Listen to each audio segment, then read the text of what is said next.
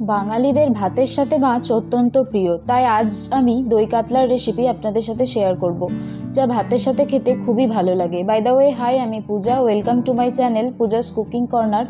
চলুন দেখে নেওয়া যাক আজকের রেসিপি দই কাতলা। উপকরণে আমি প্রথমেই নিয়ে নিয়েছি কাতলা মাছ 4 পিস, পেঁয়াজ বাটা 4 টেবিল চামচ, কাজু বাদাম ও পোস্ত বাটা পরিমাণ মতো, আদা ও রসুন বাটা পরিমাণ মতো, টক দই 50 গ্রাম, সাদা তেল পরিমাণ মতো, হলুদ গুঁড়ো 1 চা চামচ, ধনে গুঁড়ো নিয়েছি 1 চা চামচ, জিরে গুঁড়ো 1 চা চামচ, কাঁচা লঙ্কা 2টো, এলাচ 2টো, লবঙ্গ 3টে, তেজপাতা 1টা, শুকনো লঙ্কা 1টা আর নুন নিয়েছি পরিমাণ মতো। দই কাতলা বানানোর জন্য প্রথমেই 4 পিস কাতলা মাছকে ভালো করে নুন ও হলুদ মাখিয়ে নেব।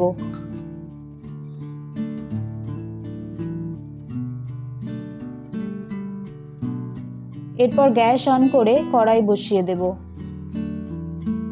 এরপর কড়াইতে সাদা তেল দিয়ে দেব। তেলটা একটু গরম হয়ে গেলে আমি একটা একটা করে মাছ দিয়ে দেব ভাজার জন্য।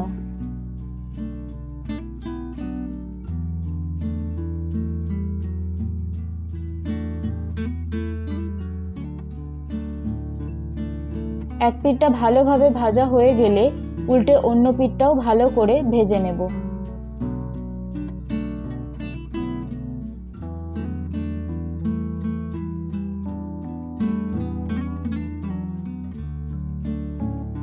গোল্ডেন ব্রাউন করে ভাজা হয়ে গেলে মাছগুলো আমি একটা একটা করে তুলে নেব।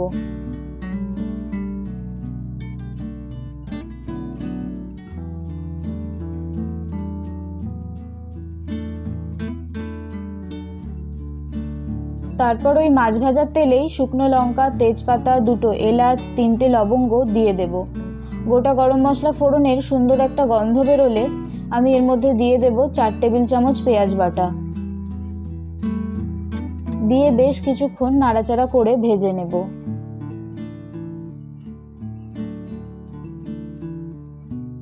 এরপর এর মধ্যে দিয়ে দেব আদা রসুন বাটা, দিয়ে নাড়াচাড়া করে বেশ কিছুক্ষণ কষিয়ে নেব। এরপর 1 চা চামচ জিরে গুঁড়ো এবং 1 চা চামচ ধনে গুঁড়ো আমি দিয়ে দেব। দিয়ে মশলাটা ভালো করে মিশিয়ে নেব।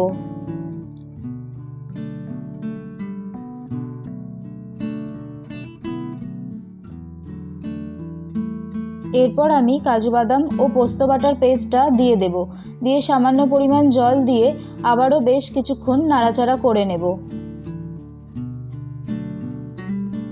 এরপর স্বাদ মতো নুন দিয়ে দেব। দিয়ে আবারও বেশ কিছুক্ষণ নাড়াচাড়া করতে থাকব।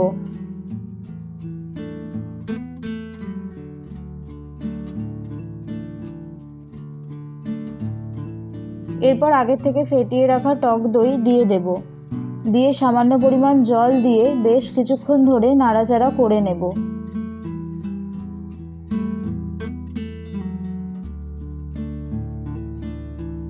এবার 2 থেকে 3 মিনিট ফুটে এলে আমি আগের থেকে ভেজে রাখা মাছগুলো দিয়ে দেব।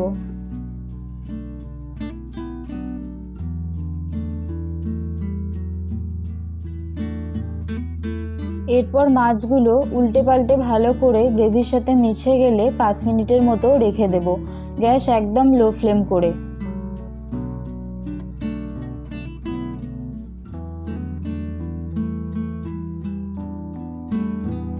এরপর কাঁচা লঙ্কা চেরা দিয়ে দেব। দিয়ে আবারও 2 মিনিটের মতো ফুটিয়ে নিয়ে ঘি ছড়িয়ে নামিয়ে দেব।